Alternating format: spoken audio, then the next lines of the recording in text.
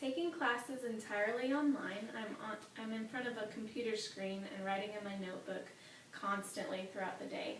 My 18-month-old daughter loves to read books and also write in her notebooks. And one day I pulled my husband aside and said, "Isn't it funny how our daughter reads books and writes ridiculously close to her face?" And he's like, "You know, she only does that because that's what she sees you do all the time, right?" And I kind of laughed at him. I'm like, "I don't do that." But not even a day later, I noticed myself reading at the computer screen ridiculously close to my face and writing in the notebook. And that's what she was doing. So developmental psychologists over time have found that children learn through imitation. And when a child learns a bad behavior from an adult, it takes them so much longer to learn the good behavior after already learning the negative behavior. And so it's important in your practice in this center to not only set good behavior because children are watching you, but also because this happens with adults too. As an example is set, they will follow it. And so I wanted to speak to you on two behaviors. My name is Cherisse, and I'm going to be speaking to you about communication and teamwork within your center. It is very important to have a team at the center. It takes a team to work the center, to be a successful center. And each person does have their significant role in the center. And as each of them is put together, it makes it successful. I'm sure you have felt the stress of when a member of your team calls in, because you need everybody there. It really truly does take everybody to be a team.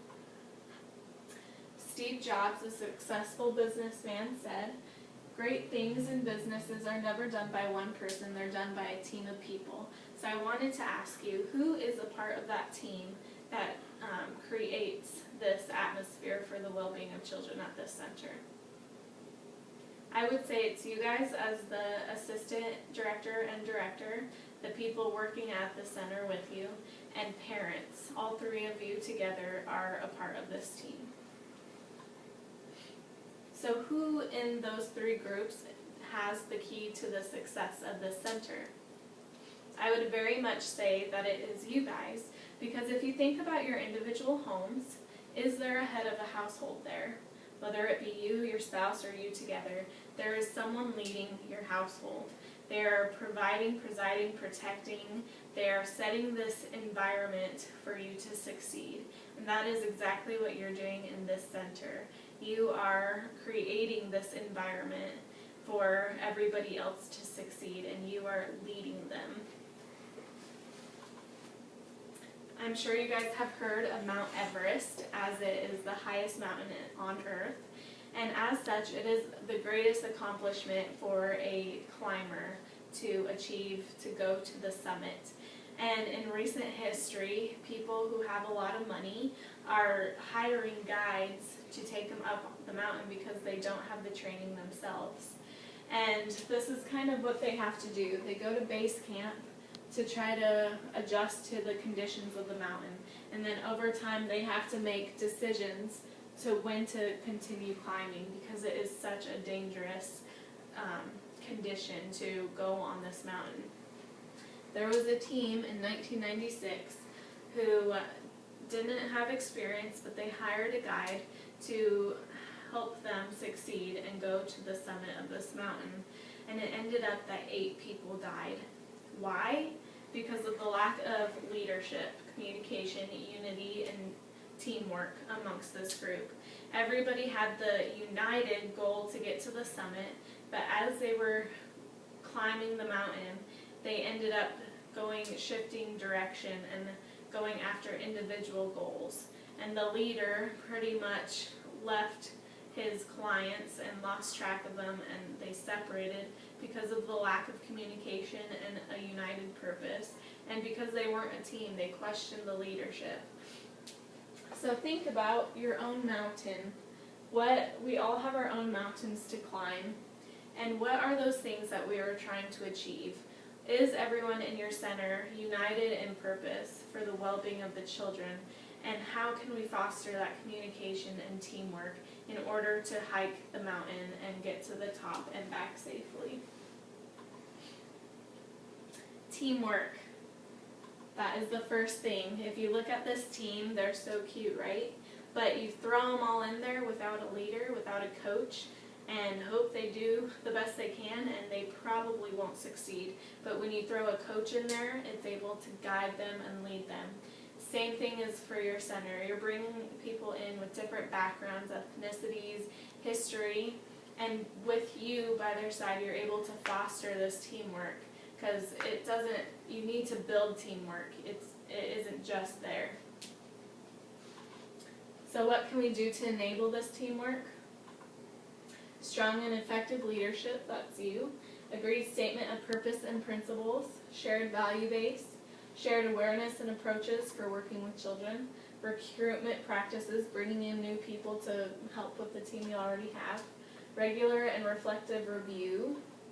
Opportunities to gain relevant qualifications, appropriate supervision, regular plan team meetings, plan shift hangover meetings, and avoidance of blame and support of the team until investigations are finalized. So what can we do to foster this teamwork with parents?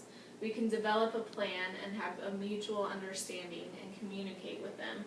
I remember in my center in Colorado, I was in charge of potty training the toddlers, and I assumed that the parents were doing it with them at home, but they weren't, and so I wasn't having any success. And then as I talked to the parents about it, I realized they weren't on board, they weren't doing it at home.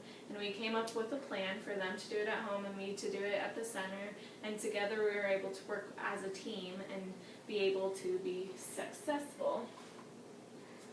Communication is so key in this as well. It's the key to teamwork. We really have to communicate. There was this mom who told her daughter not to turn the corner when she was playing outside. And over, as the daughter kept getting closer to the corner, she said, "Don't turn the corner," and the daughter eventually did it. Well, the mom punished this daughter and was yelling at her, and the daughter goes with tears in her eyes, "Mommy, what's a corner?" And so it just shows that we feel like we're communicating, but we're not sometimes, and there isn't that mutual understanding all the time. So what can we do to improve that? We can have no barriers. You know the game of telephone, the person at the top always has the perfect message, but as it goes through the chain, the message is completely lost. So how can you remove those barriers? And then communication fosters great relationships. And it's a skill that we can all achieve. It's like riding a bike or typing. If you're willing to work at it, you can rapidly improve the quality of everyday life. So think about those things, those barriers, and overcome them, and everyone can get better at that. For parents, what can you do? You can ask them for their perspective. Look for a place to compromise, and don't forget to check in. So, like children, adults too imitate behavior. This is something my daughter did without me actually showing her. She just observed me putting on my makeup. Just like that, if you are a leader, your team will communicate and they will be a team as they see you do so. So, bring teamwork and communication to the table in your center, and you will find that success and foster that environment for you guys to thrive. Thank you.